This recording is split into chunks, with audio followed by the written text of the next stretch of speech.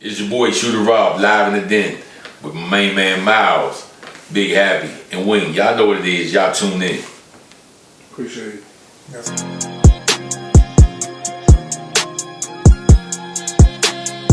He got to have that jacket on. He got a sweat hood on. He got a hood on. I got a hood, but you got a t-shirt on. Okay. Listen, man. I got my jacket on. Y'all got y'all jackets on. You good? Man, go ahead, man. I don't want you to have to, change up in the middle of the set. Yeah, okay. You good? Cheers, man. We Cheers. ready? We good? Cheers! Cheers. Live! In the den, in my Big Rob voice. Rest in peace, Big Rob. We got a great one for you tonight. Got my main man, Shooter Rob. Not only my main man, over the years, we become pretty good friends. Entrepreneur, he been sponsoring me since. He been in business for, just celebrated 25 years in the urban wear game. That's a long stretch. Not just in the game, he's in the game. What's the name of the damn game? Like EA Sports. He's in the game. Yeah. He's in the game. Had a couple, 2-3 locations, man, and things were pumping and slowed down in the pandemic. But Rob is a hustler. Hustlers know how to hustle. So that Shooters brand has been not only in the DMV, and I'll let him expand on that, but me personally, my first hookup with Shooter Rob, man, was in 1998. I started at Goodman in 96. Shooter started in 97. Mm-hmm. That summer of 98 started a hell of a relationship Yes, sir. with Shooter Rob and the Goodman League and me personally, because it was dressing me, I was wearing that shit in the gates, Yep. and the people saw it, and I'd like to say that I've been a part Yes, of sir. that Shooter explosion, Without a doubt. with wearing it in the gates, and that's what it's all about. When people see it, and they got nice shit, they ask, hey, where you get that from? Where that's at? And then like I said, 25 years is a long time to be in the game. Some ups and downs in that, and Shooter CEO is here to talk about it. Yes, sir. My man Shooter Rob, appreciate you for coming through. Man, appreciate you for having Yes, me, man. sir. Much Got my blessed. co-pilot, Yeah. Big Happy, no sponsor tonight. Yeah. Zero And sponsor. say shooters, you just can't see it. No sponsor. Zero sponsor. Shooters. Running out of fabric, Sledge. We're running out of fabric. Wings World got shooters on and got that from somewhere. I don't know where he got it from. Yeah. He stole that before he went out You bet. California. Remember that time? Oh, When we went up there and interviewed him? He did that just for this. Yeah. He didn't wear that, he wear something to death. He kept that one in the closet. All the way in the back of the closet. But we got the Shooters CEO in here, man, Robert George Jr. Yeah. It's live Oh, in the den. That's right. 1997, Rob, you decided, well, as a young buck, you went to Virginia State University, Yep. where you started your collegiate, went to school, and I'm sure you and your crew down there, I know some of those guys Yep. that you went to Virginia State with. Shooters Sports come on deck in 97. Talk about how that all started, man. So actually, initially, as just like you said, Virginia State is where the Shooters actually originated. Wow. So it was 4 brothers four of my good friends. One guy from Northeast Diego, my man Fats from Baltimore, my man Levi from New York, my other man Stan from Virginia. Okay. They had a store called Shooters. Oh, okay. So that's where that's how the store actually started. It was just a store called Shooters, similar to Up Against the Wall, and they had just a little bit of everything in it. They sold everything, different jeans, different iceberg, different things like that. It was matter of fact, my man from Baltimore was already into the retail a little bit. He had Total Mail up there in Baltimore, so he kind of just bought that idea down there. The 4 of them opened it up. And long story short, they closed it down down there. And when I thought about, how DC did Urban Wear, and I started looking at Urban Wear, the name was so to me it was so hard. I was like, man, that's what I mean. And I reached out to all of them. I said, man, why don't, y'all want to do this Shooters thing, but I want to do it different. do it the way we do it, you Right. know. And they gave me their blessings. Nah, go ahead, man. They was done with it. It didn't end on the best notes down there. Okay. And so they gave me their blessings, and you know, my one of my other buddies was, "Kurt, man, we need to do that," and that's how it really kicked off here. I thought about it. And I was like, all right, you know, I So knew they that. sold you the shooters brand and all of that. They gave no the repercussions. no repercussions. Take it. That's strong. That's Been strong. all love, That's strong. all love, man. That's strong. They've all supported me throughout the this whole journey because I did it myself. I did it a different way. You know, I did it a totally different way than what they did it. I actually created an urban brand out of it, and that's what we do here in DC. To me, I look at how New York do music. Right. That's how we were. We had fashion. We had our own style. We was fly doing our own thing, and you know, I grew up over in the Southeast and that DDTP, and then you see the madness up there. I was like, oh, you know, I'm looking, but I'm like, dang, it'd be nice to have our own little thing. So, you know, eventually I got to a point where I was like, man, it's time. You know, found a spot right there on Pennsylvania Avenue by You Potomac. ain't do out the trunk. You went straight store. Nah, I ain't do all the trunk. I went straight store. Straight store. But I went out the trunk after I got the store. Okay. Just to, you know, I started moving around. Just to send them. Yeah, I to the had store. the market because to me the way it started, if you think about it, every borough or the city had their own clothing line. Right. So you know when you think about it, it was Madness was up northwest. Mhm. Kenny, We Are One was northwest. You had All Days northeast. Abstract was out in Maryland, you know, and so right. Hobo, right there on Southern Avenue. Right. And so, you know, for me it was like, all right, we DDTP Southeast, I'm gonna do shooters. We right here. But my goal, you know, just was to brand beyond the neighborhoods. Right. So You created an acronym for the word shooters. What do they get the words that you created? What do they mean as far as the words that you created? Acronym. What's the acronym? I said he created an acronym. Did I say that? yeah. So the acronym is shoot high, overcome obstacles, think efficient, remain sincere. It did say acronym. But He it said- said, what's the words? What's the meaning for the acronym? Yeah, that's what I was saying. Yeah. Team, right? So let me ask you this. You said it so fast. Can you say it one more time for the people? All right, so it was funny when I first started. It wasn't about none of that shit. Right. To be honest with you, it was Okay. straight shooters. Right. You know, that was just the culture of it. I said, damn man, that the name was so. To me, it was so tight. I was like, damn, this is a tight name for the urban Before brand. you get to why you changed it, Yeah. when it was shooters, did you catch flack Yes. with DC being, Yes. you know, with the gun, with the Yes. violence and all Almost that did. shit? Yeah. Murder Yeah. capital back then. Yeah, murder capital. So you got to think about it. So, you know, the environment what shooters was back then. I mean, at that time, it was what it was. So shooters, it fit right in. It was like bam, you know. But then I'm sitting here, I'm trying to make some money. Bam,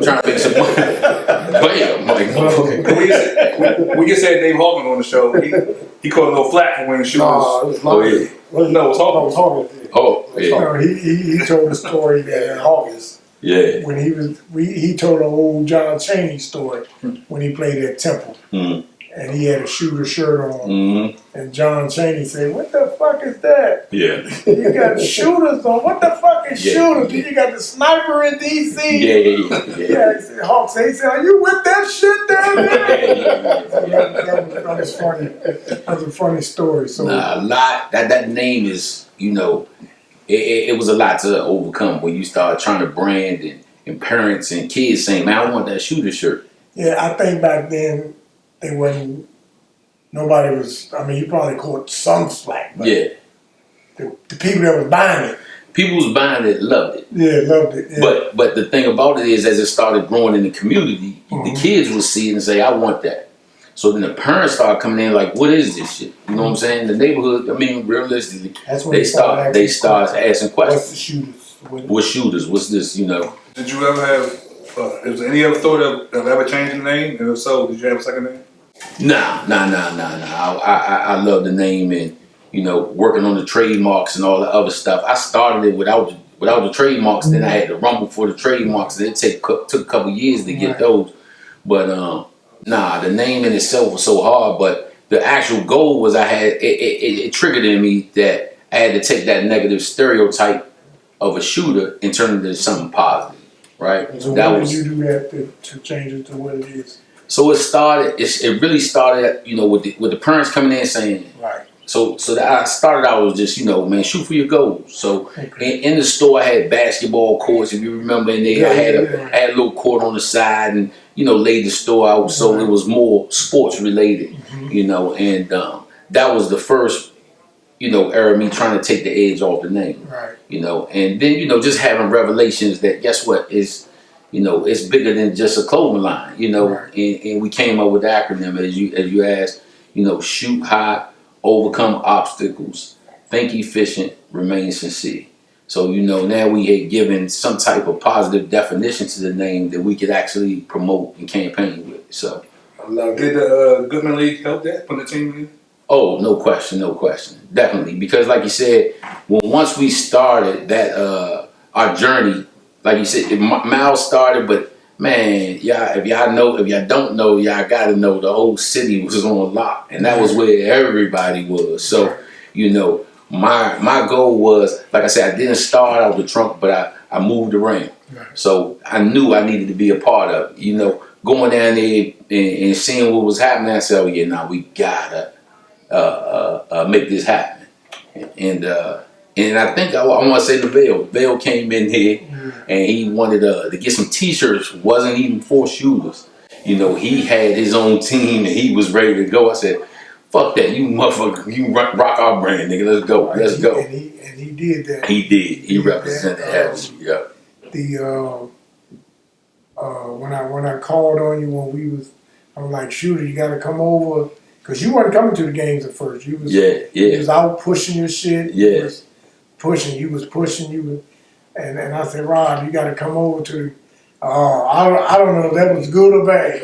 It was good. It was good. I enjoyed myself. It was good. Yeah. I loved it, to be honest. Yeah. He was the black Yeah. Mark Cuban before we even knew who the fuck Mark Cuban was. Because they won more games without a chip. Yeah. But Rob used to come over there, the big motherfucking 32 ounce Yeah. Slurpee Gulp cup, and then it didn't take much for him to get off his rocker. Yeah. But To enjoy myself. and that's what everybody was doing down there. Yeah. No. They was smoking, they was drinking, Yes. and Shooter had Great times. two good teams. Yeah. And he was enjoying himself and then became the first clothing store sponsor. Oh wow. Of the Goodman Yeah. League. I mean, we were doing out of town uniforms when We Are One. When A&1 came down, Mm-hmm. Rob was right there. Rob, I need this, I need that, and Yeah. always we was pushing each other's brand, putting each other in the spotlight. Cause when he did uniforms, them uniforms was smoking hot. Yeah. And the two teams that he had, cause one team, okay, baby, one team, them gates wasn't kind to you. Yeah. In the regular season, you was winning, but Yeah. it took you a good little time to. But we'll get to that later on. But Yeah. once you started cranking Rob, your brand got out there. You already had, like you mentioned, you had Powerhouse Madness. We Are One that started like a year prior to you. Mm-hmm. I think All Day started a year after you, Mhm. 98. Mm-hmm. So you got these, cause by that time DDT was fading out. Yep. Abstract was fading out. Mm-hmm. Rugged wear was fading out. It was who? Rugged wear. Whoever the hell that is. Timberland boots stepping on the. Oh, okay, rugged wear. That's Kenny Fagan. He from here. Yeah. He from here? Yeah. Oh. By the way, Okay, Kenny Fagan. East Over, man. Yeah. Shout out. Slave wear shit. So the Kenny. So, man, hey, Yeah. got somewhere I wear everything. So those brands started fading, and everybody was, and that I saw in the town was even rocking Shooters, Madness, All Days, We Hobo. Are One, and Hobo. Yep. Period. And then my man, I gotta give him some love, Makuna, yes. Makunu, they came on board Yeah. towards that back end, but it was still that Power Five had a stranglehold on the urban way. I don't want to call it how it was a competition, but when you in that lab and you know Madness already got 10 years in by the time you started, and then one come out with the Sun, and then Bone come out with the big designs, with 24. all day 24. What was your thinking against these other powerhouse urban wear, and just in this city? I mean, in this town. Y'all eventually branched out to the DMV, but before that, it was just DC. So for me, that sparked the fire for me. I love the competition. You know, it really, and even as it died off, it always was something for me. I just love. I feel like, you know, everybody don't genuinely love to see other people do well. I genuinely like to see. It inspires me. I never heard you down the next man. Never heard that out your mouth. I'm inspired by them. So when I see them doing well, or I see them moving in a different direction, I know that it's possible for me. So a lot of that stuff was, we always had friendly competition. No beefs, nothing like that. We actually had good competition. Everybody really wanted to outdo each other. It was no hidden secret that everybody was grinding for that top spot. But you know, it was good to me. It just added fuel to the fire, made me want to just go hard. Let me just add though, that Goodman League, having the two teams, being able to put different uniforms on every other week and different things, that really, for me, it helped me in that whole urban market and solidified us, because it constantly, from a business standpoint, because I didn't look at it, I looked at it, I enjoyed myself over there and had a ball, but just you made sure they was down like 4 flat tires when they get voted. Recollecting from you and the hobo was running neck and neck. Trying to keep it fresh. And that made it easier for me. That made it, listen, that really opened up some doors. Real talk. You know, if I never said that to you, I want to say that now, man. I appreciate everything that you've done for me, and allowing us to even be down there. I mean, you know, like I said, you made us inclusive and always made me feel like, you know, a part of everything, your whole family. So, like, I really appreciate that. But man, when I tell you that when that competition formed down there, everybody knew they had to be there. That top five knew that they was gonna put a team or do something and be a part of that, what you was doing, which was beautiful. And on top of that, I was like, man, well, this is to show my motherfucking ass down here. This is what it's time to do, you know. So were you the first one? Not really. I would say the first one that came out with the brighter rainbow colors on your designs, or was it somebody else that you had saw with that type of design and you say, man, that looks good. I think I'm gonna try. So for me, I'm not gonna say I was the first one. I'm talking about in this area. So I can't claim that. One of the things that I looked at was, back then people used to wear Versace, so that was my motivation. It was always loud, colorful, right? So when I looked at the multicolor, it always attracted everybody's attention. Versus, you know, you have on all red or all blue, but when you got something that has a lot of colors and loud like then it attracts your attention. And so it made people say, well, what is that? You know? So when we talk about that multicolor, and it seems to be a staple for the city. So I don't know where it actually originated, but in my mind, when I started looking at those colors of Versace and different things and how loud it was, Coogee, those type of people that were out there doing it, I was like, okay, we definitely want to capture their attention with our logos. So I didn't want it to be simple.